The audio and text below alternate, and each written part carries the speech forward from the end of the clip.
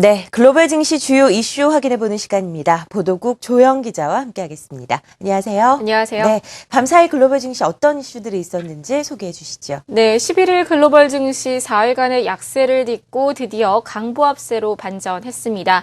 뉴욕 증시에서는 다우지수만, 유럽에서는 그리스만 하락했고 나머지는 모두 상승 마감했는데요.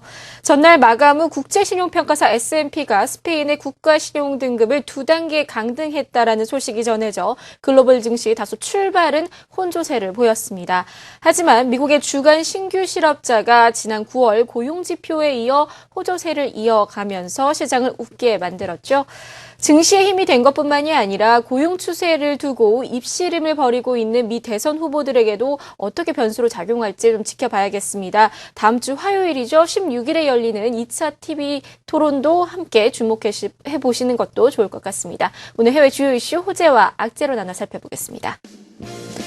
먼저 호재성 재료입니다. 미국의 지난주 신규 실업자가 4년 8개월 만에 최저치인 33만 9천 명을 기록했습니다.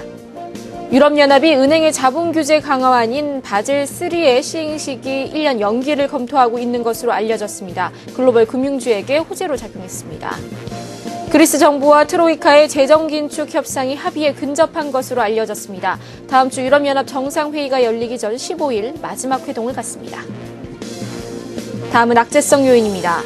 미국의 지난 8월 무역수지 적자 규모가 글로벌 경기 침체의 역풍을 맞으며 2달 연속 확대됐습니다.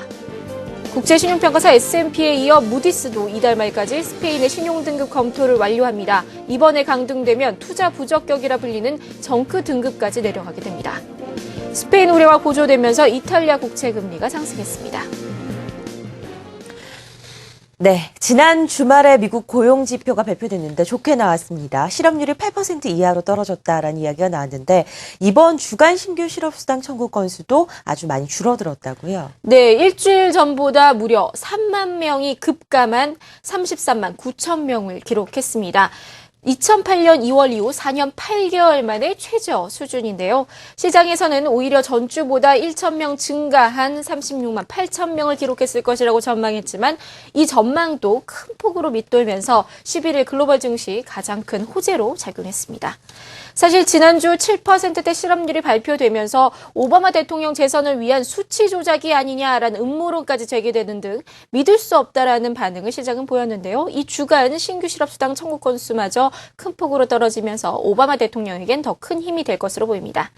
하지만 전문가들은 이 고용시장 흐름이 긍정적으로 흘러가고 있다는데 고개를 끄덕이면서도 아직 마음을 놓아서는 안 된다. 큰 의미를 부여할 수 없다라는 경향이 있는데요.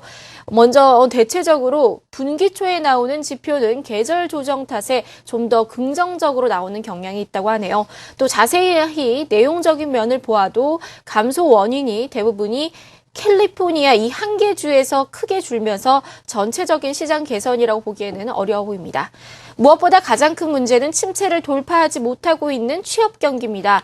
실업률이 7%대까지 내려왔지만 비농업 취업자 수는 여전히 저성장 수준으로 해석되는 한 달 평균 20만 명을 크게 밑돌고 있죠. 10만 명대 초반인데요. 여기다 기업들의 실적 부진과 이에 따른 구조 조정 소식도 끊이질 않고 있어 쉽게 우려를 거둘 수는 없어 보입니다. 사실 미국의 고용 침체는 미국만의 문제가 아닙니다. 같은 날 발표된 미 무역 적자를 보면 글로벌 경기 침체 여파로 2달째 확대되고 있는데요. 유로존의 이슈가 해결되고 신흥국을 비롯한 글로벌 경기가 살아나야 고용도 살아나는 선순환을 기대할 수 있을 것으로 보입니다. 지금까지 글로벌 경제 주요 이슈였습니다.